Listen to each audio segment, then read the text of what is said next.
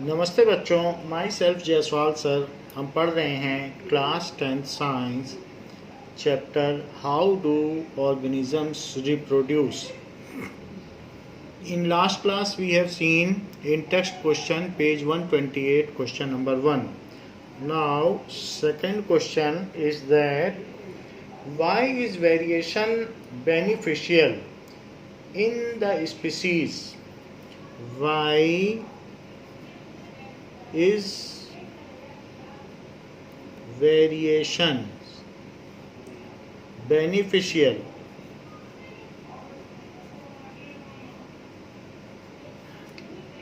to the species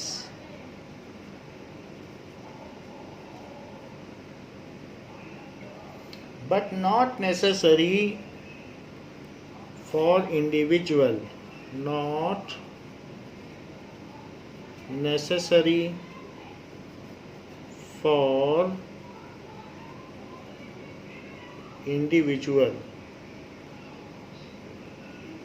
पूछा गया है कि जो वेरिएशंस होते हैं किसी स्पीसीज के अंदर, जो विभिन्नताएं होती हैं, वो उस प्रजाति के लिए तो हितकारी हैं, लेकिन व्यक्तिगत रूप से नहीं, किंतु व्यक्ति विशेष के लिए ये हितकारी नहीं है। Why it is so? Now the same has been discussed in our book, that the importance of variation. So it is given in the book that population of organism fill well defined places or niches. So in the ecosystem हम अपने well defined place में रहते हैं, हमारा अपना अपना habitat है, कुछ माउंटेनियस हैं, कुछ वाटर इको सिस्टम में रहते हैं। सो सबका अपना हैबिटेट है। So using their ability to reproduce and everybody is reproducing, the consistency of DNA copying during reproduction is important for maintenance of body design. So DNA copying should be consistent enough so that the new produced offspring should also be well adopted or better suited in the that niche. जो भी ecosystem है, जो place है जहाँ हम रह रहे हैं, तो जो हमारा ऑर्गेनिज्म, जो ऑफ स्प्रिंग है, वो भी उसमें रहने लायक होना चाहिए। So to use that particular niche, reproduction is therefore linked to stability of population. If reproduction is well consistent, then only the population of species can very well hold. तभी उस प्रजाति की जितनी जनसंख्या है वो तभी हो सकती है अगर रिप्रोडक्शन सफल रहा।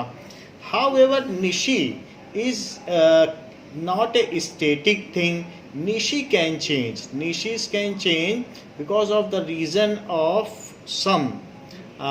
It is not under the control of organism and the environment is ever changing. हम जान रहे हैं कि ग्लोबल चेंज हो रहा है, ऐसे कुछ न कुछ रीजंस हैं।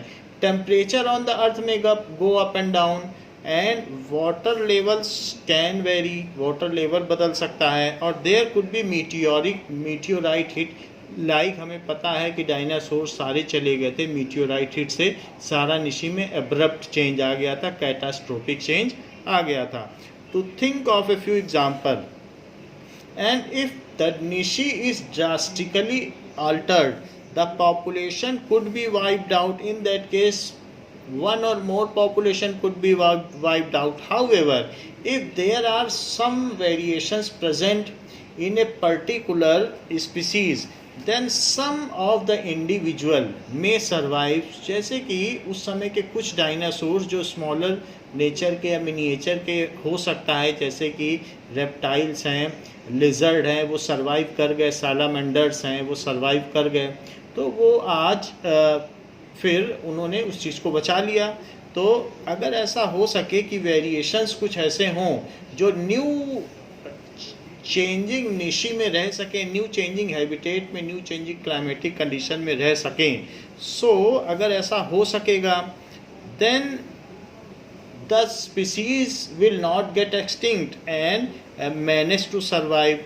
तो ये बात है, ऐसा तभी हो पाएगा, it is because of the variation. अगर वेरिएशन होगा तो ही ये हो पाएगा। Now same thing we will write as it is asked about the importance of variation. So why the variation beneficial to species but not necessary for individual? Variation is useful for survival of species.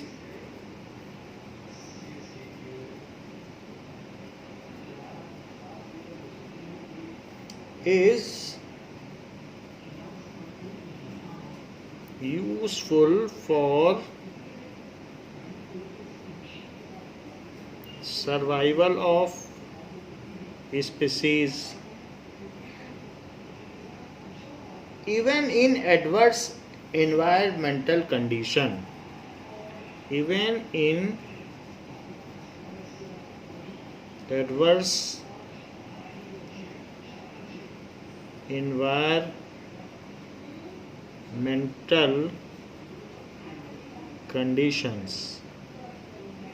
As we see that bacteria is having enough variation and they can live within a range of extreme hostile temperatures. They can live from -70 degree to +90 degree Celsius. So it is due to variation that they can survive at extreme weather conditions, because some of the bacteria can survive in extreme cold condition and others can survive in extreme hot condition. So their species manage to survive in extreme conditions also. So it is due to variation. Now there may be some drastic change, like ऐसा क्यों है, ये क्यों beneficial है, यहाँ लिखा है useful. So if there is any change, कोई भी चेंज होता है इन निशीज का मतलब हैबिटेट होता है, और जो भी एनवायरमेंटल कंडीशन हो,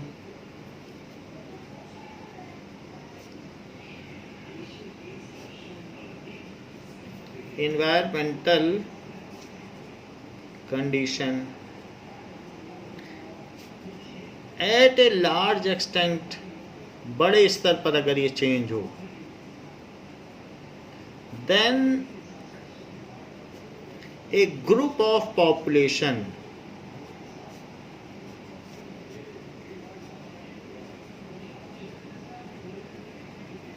of a species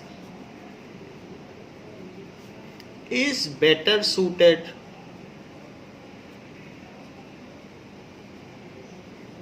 in new climatic condition या new niche. However, other group of population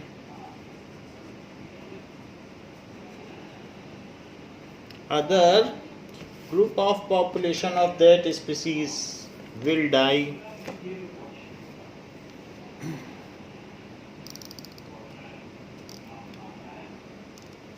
या रेस्ट ऑफ पॉपुलेशन भी लिख सकते हैं. So other group of population of that species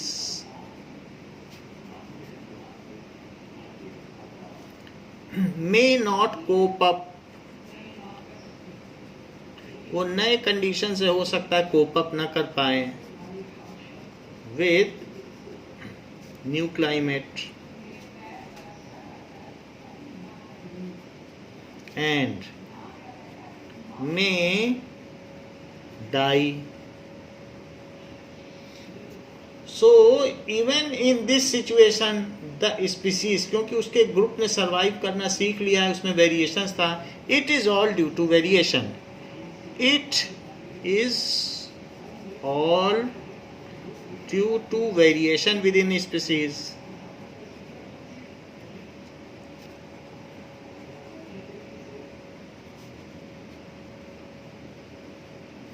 That species will manage to survive in ever changing climatic condition. Species will manage to survive in changing climatic condition.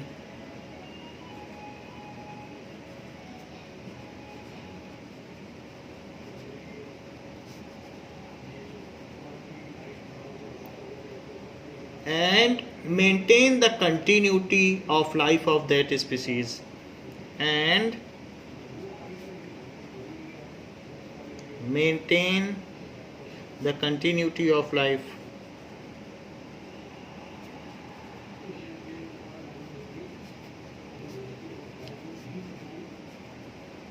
So variation is beneficial for survival of species. So variation is beneficial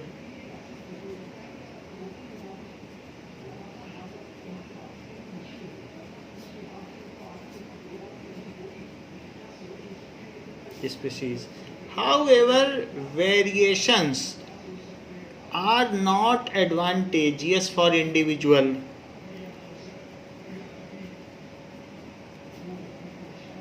Variations are not advantageous for individual, as their parents were surviving in a given climatic condition. So if the same body design the offspring gets as that of parents, then there are more chances of the survival of that offspring, as if an offspring gets same body design का मतलब identical, as their parents have, as its parents have. Offsprings लिख लीजिए, get same body as their parents have, then there is always a better chance of the survival of that spring, as the body design is well proved by their parents and well habituated in that niche. तो उनके माता पिता उस परिवेश में, उस climate में जीते आए हैं, तो बच्चा भी अगर वही बॉडी डिज़ाइन पाएगा तो वो भी जिंदा रह लेगा. तो उस बच्चे के लिए किसी वेरिएशन की आवश्यकता नहीं है. लेकिन स्पीसीज में वेरिएशन होगा तो क्लाइमेटिक कंडीशन के चेंज होने पर स्पीसीज के जिंदा रहने की संभावना बढ़ जाएगी.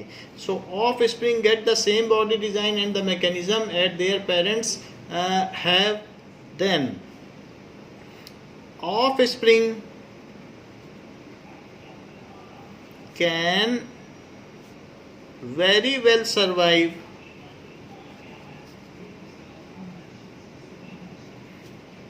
in that habitat, as their parents were surviving with same body design in that habitat, as their parents were surviving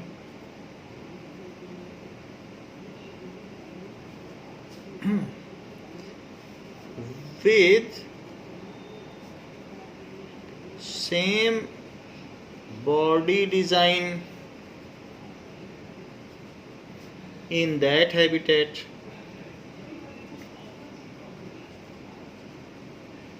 So variation introduced in a offspring reduces its chance of survival, because that variation may be adopted by nature. If nature select that variation, then he will be having better chance. Otherwise, in case if nature does not select that variation, so he may not cope up the condition and he may die, तो उसके मरने के भी chance है, क्योंकि variation से वो better suited भी हो सकता है और नॉट सूटेड भी हो सकता है।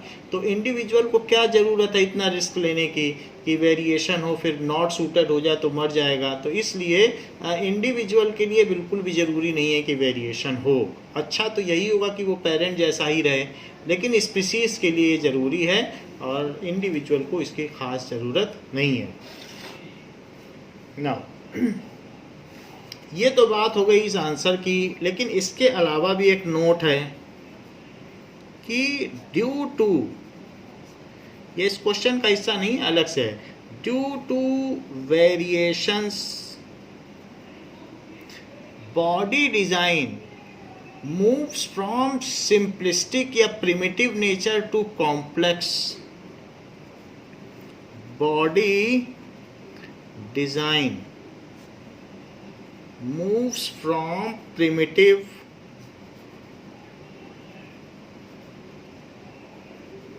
to complex,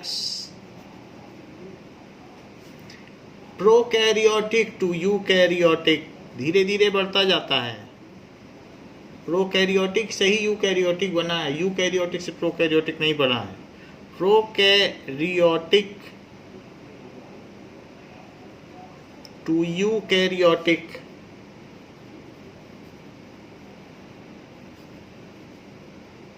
further from unicellular, eukaryotic unicellular बन गया तो unicellular to multicellular, unicellular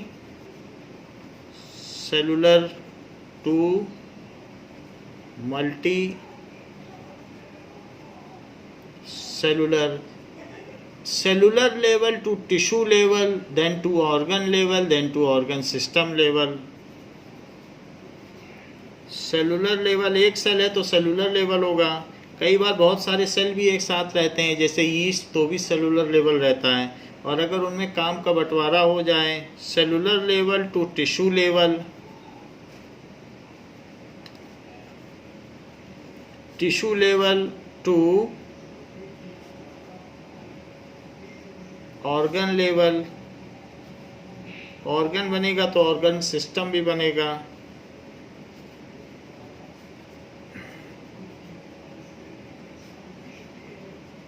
level and more complex body design होगा। And it all get accumulated in a long span of time to produce unfolding of new species. जैसे जैसे बढ़ता चला जाएगा तो धीरे धीरे न्यू स्पीसीज बनती चली जाएंगी। When variations of, so variations get accumulated in a long span of time, gate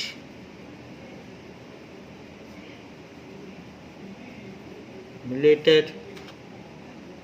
अगर वेरिएशन एक्यूमुलेट हो जाए in long span of time and there is no exchange of gene within the population, उनमें variation होता चला जाए and also there is geographical isolation, बीच में नदी बहने लग जाए, पहाड़ आ जाए, तो वेरिएशंस एक्यूमुलेट होते चले जाएंगे और एक जगह के जो स्पीसीज हैं वो दूसरी जगह से बहुत ज़्यादा उनमें भिन्नता आ जाएगी। They will differ at large extent and at certain extent at a certain junction they will deny mating with each other, वे एक दूसरे से मेटिंग नहीं करेंगे और अगर मेटिंग नहीं करेंगे तो फिर उनको अलग अलग स्पीसीज़ बोल दिया जाएगा। जैसे कि टाइगर्स और लायन पहले एक ही थे, लेकिन उनमें जोग्राफिकल आइसोलेशन की वजह से ऐसा चेंज आया, फिनोटाइप चेंज आया, ऊपर से दिखने में चेंज आया कि the tigress has denied to mate with lion and hence due to appearance और anything and they were called different species. So ऐसा भी होता है। So long span of time जब एक्यूमुलेट हो जाता है, देन अनरोलिंग ऑफ, पहली बात तो क्या होता है long span of time, then it causes evolution. Evolution क्या है changing from primitive to complex body design is called evolution. Then इसी को विकास कहते हैं. Then it causes evolution. Evolution का मतलब है evolver. ये ग्रीक वर्ड है. That means unrolling of new body design. So evolution leads to speciation.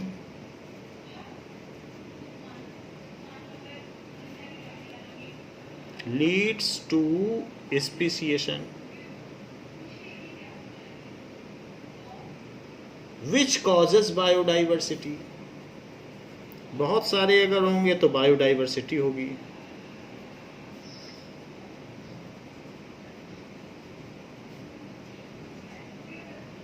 So changing of simple body design to complex body design and unrolling of new species is called evolution. तो ये सारी चीज़ें होती रहती हैं. तो यहाँ पर हमने देखा कि वेरिएशन किस तरीके से इंडिविजुअल के लिए तो ज़रूरी नहीं है, लेकिन ये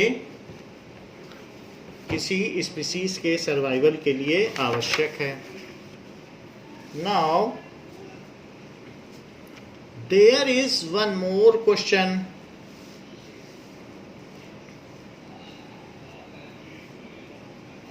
Why is DNA copying an essential part of the process of reproduction? Book का ही क्वेश्चन है कि why is DNA copying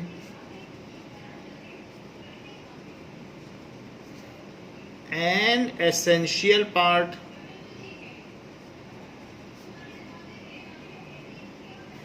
of process of reproduction?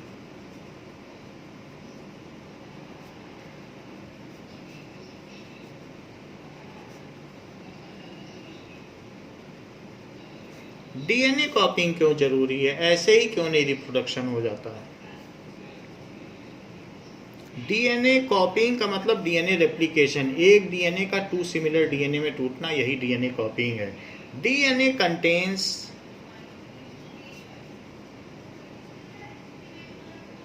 information for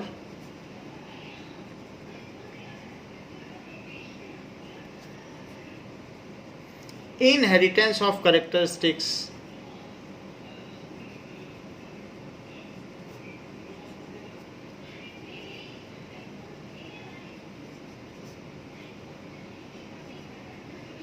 DNA में ही तो ब्लूप्रिंट होता है किसी का भी. कैरेक्टरिस्टिक जो भी होते हैं उनकी इंफॉर्मेशन है कि हमारा कैरेक्टरिस्टिक कैसा होगा. अगर हमारी बॉडी का एक सेल ले लिया जाए और उसको कंप्यूटर में डाल दिया जाए तो बिल्कुल वो हमारा चेहरा बना देगा कि हमारे फीचर्स कैसे होंगे. ये फॉरेंसिक लैब में यही किया जाता है, ऐसे ही चोरों को पकड़ा जाता है. अगर हमारे सिर का एक बाल कहीं टूट के गिर गया, उसी से चोर पकड़ लिया जाएगा. उसमें जो एक सेल निकलेगा उस केराटिन में, तो उसके एक सेल के डीएनए से पता चल जाएगा कि वो चोर का चेहरा कैसा है. एक ब्लड की ड्रॉप कहीं गिर गई, उससे हमारा चेहरा पता चल जाएगा, क्योंकि उसी में ब्लूप्रिंट है कि हम कैसे होंगे. DNA contains information for inheritance of characteristics from the parents to next generation, जो कि ट्रांसफ़र होती है from the parents to next generation. उसी में वो कोड होता है. इंफॉर्मेशन का मतलब code. Next generation. So DNA copying is essential. अब क्यों essential है? DNA copying is essential part of process of reproduction. Process of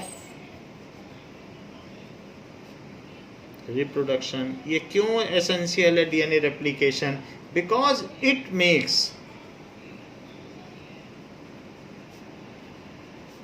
क्योंकि कोड भी तो देना पड़ेगा ऑफ स्प्रिंग को. अगर कोड नहीं होगा तो उसके अंदर प्रोटीन कैसे बनेंगे, और प्रोटीन नहीं बनेंगे तो उसकी बॉडी का स्ट्रक्चर कैसे डिटरमाइन होगा. Because it makes possible the transmission of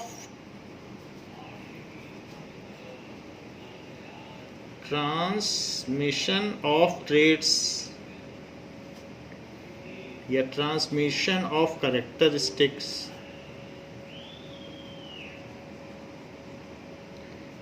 of parents to offspring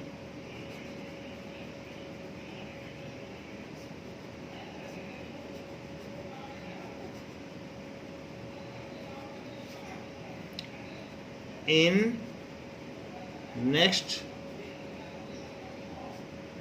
generation.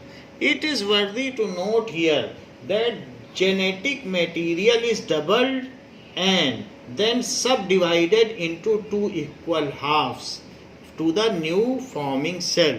It is worthy to note here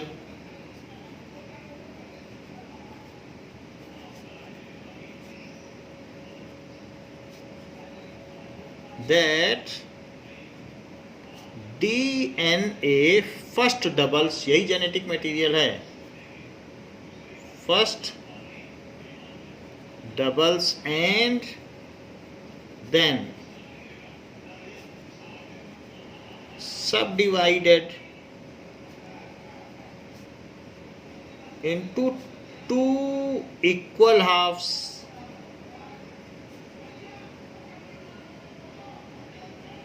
and handed over to new forming daughter cells and handed over to new forming daughter cells. तो code दोनों को देना पड़ेगा. अगर हम code नहीं देंगे, blueprint नहीं देंगे, तो फिर उनके अंदर कुछ भी नहीं हो पाएगा, सेल ही नहीं चल पाएगा. So new forming daughter cells. जब भी डीएनए का सब डिवीजन होता है उस समय न्यूक्लियस के जितने भी mitochondria, Golgi apparatus, these are eaten away, consume.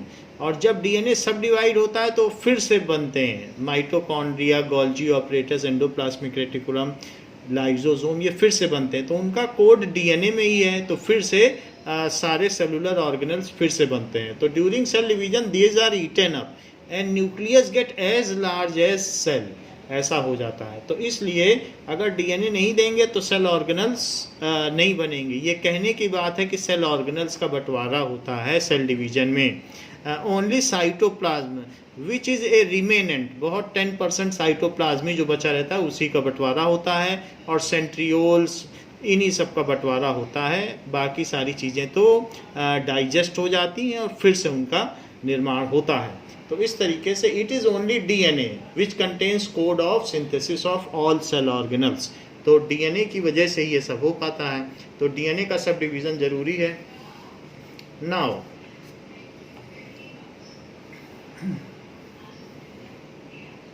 How does reproduction help in providing stability to population of species. ये भी बुक का ही क्वेश्चन है. क्वेश्चन पूछा गया है, एक्सरसाइज का क्वेश्चन है, how does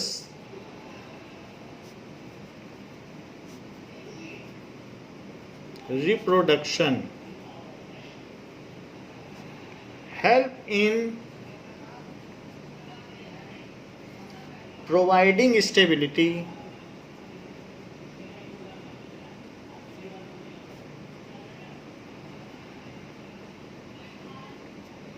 to population of species.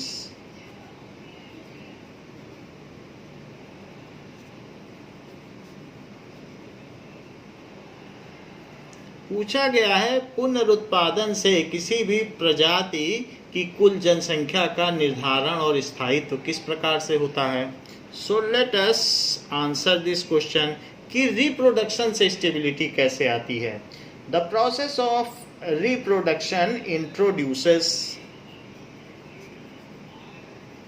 the process of reproduction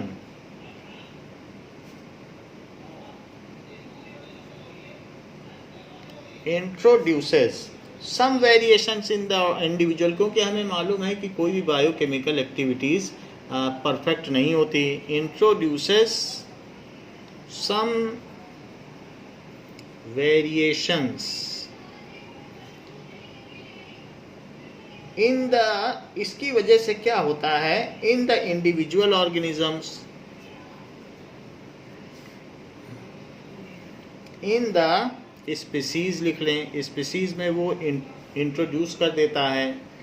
now the variations introduced in some individual organism में इनेबल देम, द जो भी वेरिएशंस आते हैं introduced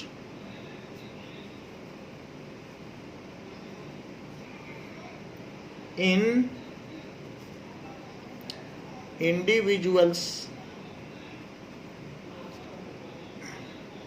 may enable them to survive, may enable them, वो उनको सामर्थ्य देते हैं टू सर्वाइव, उन्हीं वेरिएशंस की वजह से वो जी पाते हैं.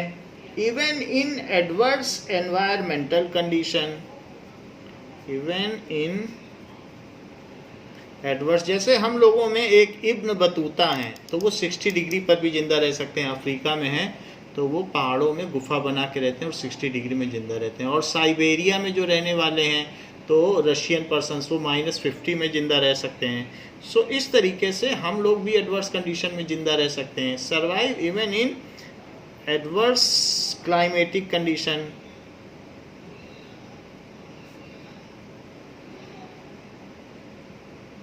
Now, such as excessive heat or cold or shortage of water, such as excessive heat or cold or shortage of water, ऐसी कुछ एडवर्स क्लाइमेटिक कंडीशन हो सकती हैं. तो जैसे आपने देखा कैमल है वो शॉर्टेज ऑफ वाटर में काफ़ी दिनों तक जिंदा रह सकता है. Now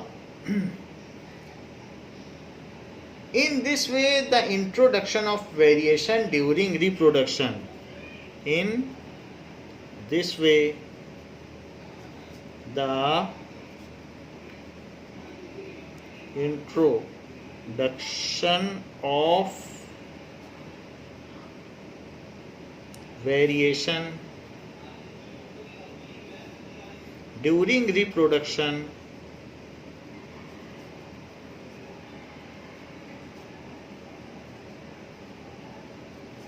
provides stability to the population of various species. So provides stability, वो एक्सटिंक्ट नहीं होने पाते जब तक कि ह्यूमन इंटरवेंशन ना हो या और कोई रीज़न ना हो. प्रोवाइड्स स्टेबिलिटी टू पॉपुलेशन, क्योंकि सभी पॉपुलेशन में सभी स्पीसीज़ में वेरिएशन है तो सभी स्पीसीज़ जिंदा रह पाती हैं. Two population of various species, so सारी पॉपुलेशन है, जैसे कुत्ता बिल्ली गाय सारे लोग होते हैं, कैट डॉग काउ सभी जिंदा रहते हैं. Variations, so population of various species by preventing some of their individual from getting wiped out during adverse climatic condition. क्योंकि अगर एडवर्स क्लाइमेटिक कंडीशन आएगी तो उसमें से कुछ 10% जो अच्छे लोग हैं जो बेटर सूटेड हैं वो रोक लिए जाएंगे, 90% वाइप आउट हो जाएंगे.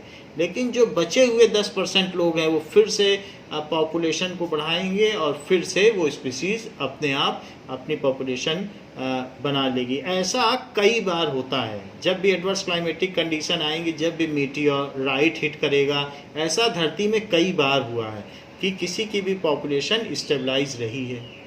सो population of various species by preventing some of their individual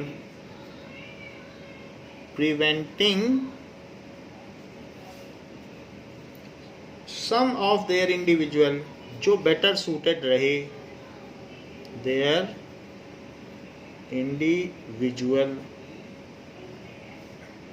of from getting wiped out, वो नहीं मरे,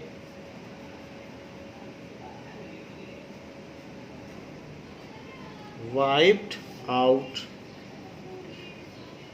during adverse climatic condition, during adverse climatic condition. So, and when the suitable condition comes, then they proliferate, then they reproduce at higher rate and again stabilize their population, और अपनी population को फिर stabilize कर लेते हैं. तो थोड़े से लोग बच जाते हैं और फिर धीरे धीरे वो वेट करते रहते हैं, कभी न कभी तो उनके लिए सूटेबल कंडीशन आएगी अर्थ में और फिर से वो अपनी पॉपुलेशन को स्टेबलाइज कर लेते हैं.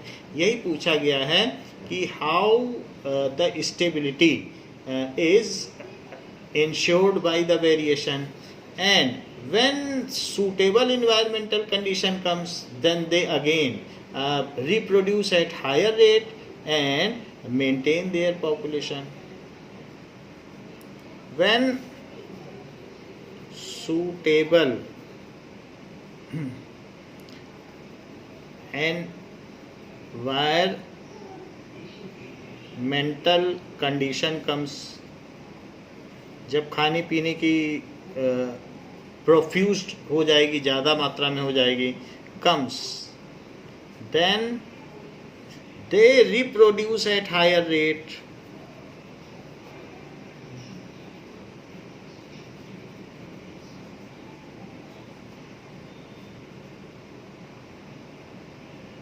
एंड कंपेंसेट द रिडक्शन, जो घटे थे वो फिर से पूरे हो जाते हैं, and balance their population.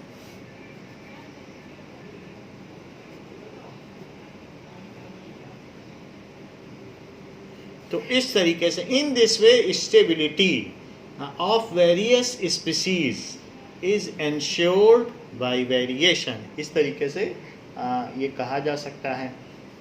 तो बच्चों इस क्लास के लिए इतना ही, इसके आगे हम नेक्स्ट क्लास में देखेंगे. थैंक यू बच्चों.